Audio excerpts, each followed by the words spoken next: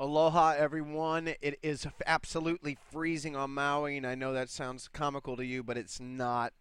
Consistently at night, we're below 60 degrees, so I have a cold. So if I sound messed up, I sincerely apologize. But bottom line is that the market's not that messed up. Considering what we went through on Friday, the best thing that you could see would be to see no immediate follow through to the selling, and we didn't get that at all today, so that's perfect. The oscillators continue to work off their overbought conditions on the NASDAQ, as you can see here.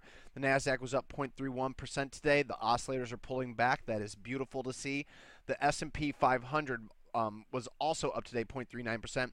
See, the oscillators are pulling back again. And the best news about the uptrend overall is that even though we were up today, it still had a feel of a consolidation, biting time day. Volume was lower, so that's good. I think that if we would have seen even higher volume today, I would have been actually would have considered that bearish because we're not up a lot today. So if we would have been up 0.31, 0.39% on the NASDAQ and S&P 500 on huge volume, I would actually consider that churning because it's an inside day of our previous day's range. So that just would not be good. But as it is, overall, everything is good. Looking at the Russell 2000, if I can even, gosh, man, I can't even. That's how you know I'm off. Russell 2000 also had an inside day, but it led a higher. That's awesome. Up 0.50%. Volume was lower again, not shown here. It's on MarketSmith.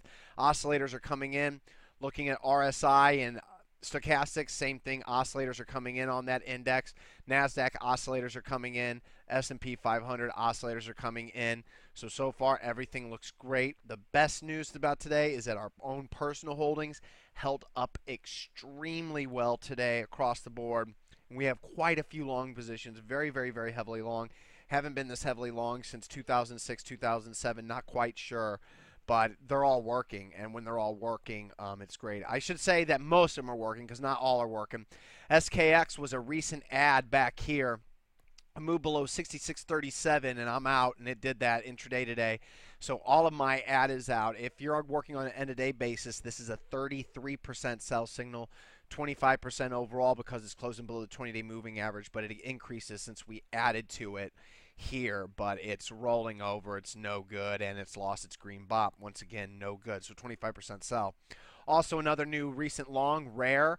Everything's fine with it, but because it's such a highly volatile stock right here in its chart pattern, this is a perfect speculator scan stock, so it's very, very, high quality. But the breakout was kind of V-shaped, very choppy on this breakout. Had a big intraday reversal off the highs following day and actually closed lower than where we opened on our post signal day, and that combined now with the down day is a 25% sell. It would have been 50% if it would have closed below the 56.48 level, and obviously, as you can see here with the intraday getting down to 55.39, you can assume, did all of my stops hit or half did? I have half of my position sell stop was below 56.48. The other one's below 54.08. So obviously, if they're going below 56.48, I'm out of half the position. But on an end-of-day basis, it's only closing below the open of the signal date, 57.76. So it's technically 25% sell end-of-day, 50% sell intraday for me. SKX was 50% sell intraday for me.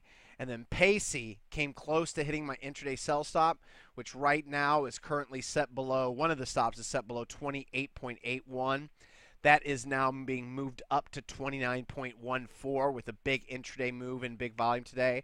And on top of that, Pacey still up big from when we initially went long. But the bottom line is that it's going to need to hold this support level right here, or else the entire position comes off. And I know that we got such a strong gain. Do we really? Because even though we've been long since October, our gain is only 75%.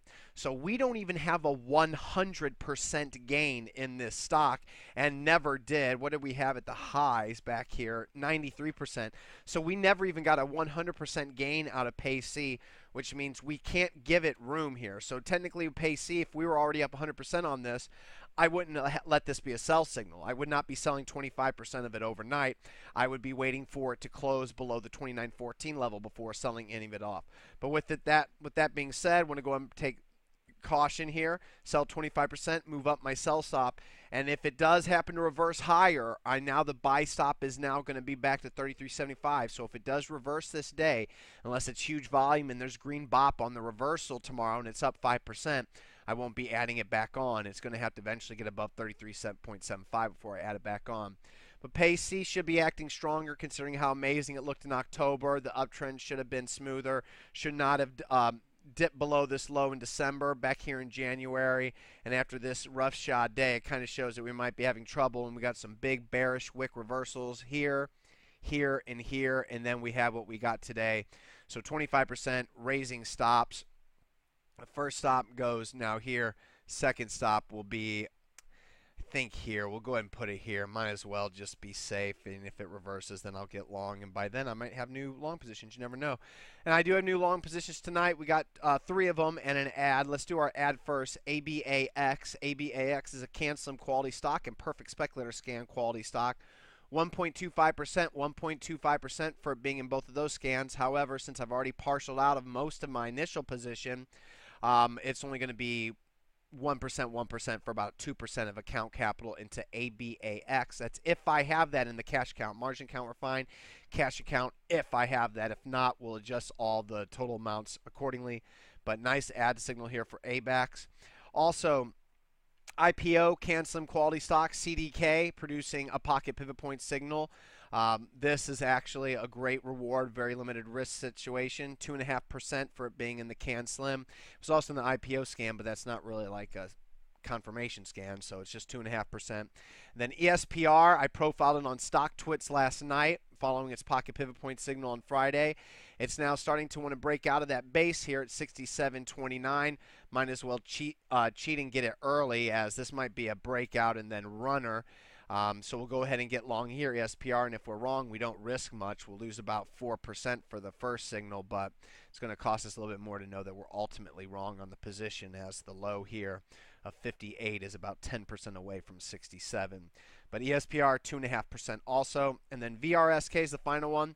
This is a 2.5%er because it's in the CanSlim scan. It's a recent earnings winner, which gives it bonus points, pocket pivot point signal, and better yet, it was confirmed in my price, volume, BOP surge scan. So everything's great. All these pocket pivot point buy signals, all this green BOP, this nice earnings win gap up, holding the lows, and now starting to move higher. Everything looks good, so that's a 3.5% long position there. And just a reminder, everybody, about my stupidity, CRMD. Remember, long signal here, secondary long signal here, third long signal here. Didn't take any of them. Because it's so heavily invested. Got a lot of cash on hand. Guess what? We're long CRMD. I have 174% gain from the start. And then the other one I passed on, which now is making me feel really stupid, but I thought it would just, once again, just like CRMD, I didn't think the base was long enough. Passed on this one here. Whoops. Now how much is this one up in just a little over 2 weeks? 39%. Nice. Left 175% and 40% on the table in under a month. Brilliant.